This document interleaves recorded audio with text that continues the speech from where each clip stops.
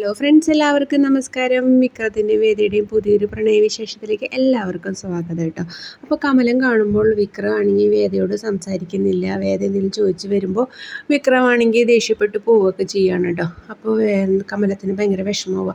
തൻ്റെ രണ്ട് മരുമക്കൾക്ക് കൊടുക്കുന്ന സ്ഥാനം പോലെ എനിക്ക് ഇവൾക്ക് കൊടുക്കാൻ പറ്റുന്നില്ല, നല്ല കുട്ടിയായിട്ട് പോലും എനിക്ക് അവളൊന്ന് സ്നേഹിക്കാൻ പറ്റുന്നില്ല എന്നൊക്കെ ഓർത്തിട്ട് നമ്മുടെ കമലത്തിന് ഭയങ്കര വിഷമം വരും കേട്ടോ. അപ്പോൾ കമലൻ നമ്മുടെ വിക്രത്തിൻ്റെ അടുത്ത് വന്നിട്ട് പറയും, മോനെ, എല്ലാം ദൈവ നിശ്ചയമാണ്, നിനക്ക് വിധിച്ചിരിക്കുന്നത് ഇവളാണ്.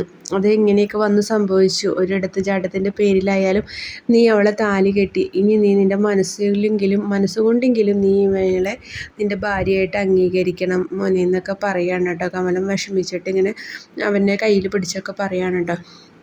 ആ സമയത്ത് നമ്മുടെ വിക്രം ഒന്നും മിണ്ടാണ്ട് ഇങ്ങനെ നിൽക്കുകയാണ് കേട്ടോ. അപ്പോൾ പറയുന്നുണ്ട്, എല്ലാം ഇങ്ങനെ സംഭവിച്ചു പോയി, എല്ലാം നല്ലതിനാണെന്ന് വിചാരിക്കും വിക്രം, ഇനിയെങ്കിലും നീ അവളോട് ദേഷ്യപ്പെടരുത് എന്നൊക്കെ പറയാണ് കേട്ടോ. അമ്മയ്ക്കൊരാഗ്രഹമുണ്ട്, നീ മനസ്സിലെങ്കിലും അവളെ ഭാര്യയായിട്ട് അംഗീകരിച്ച് ഭാര്യയ്ക്ക് കൊടുക്കേണ്ട ഒരു സ്ഥാനം നീ വേദിക്ക് കൊടുക്കണം എന്നൊക്കെ നമ്മുടെ വിക്രത്തിനോട് കമലം പറയുകയാണ് കേട്ടോ. അപ്പോൾ നമ്മുടെ വീഡിയോ ഇഷ്ടമായെങ്കിൽ ലൈക്ക് ചെയ്യാനും ഷെയർ ചെയ്യാനും സബ്സ്ക്രൈബ് ചെയ്യാനും മറക്കല്ലേ.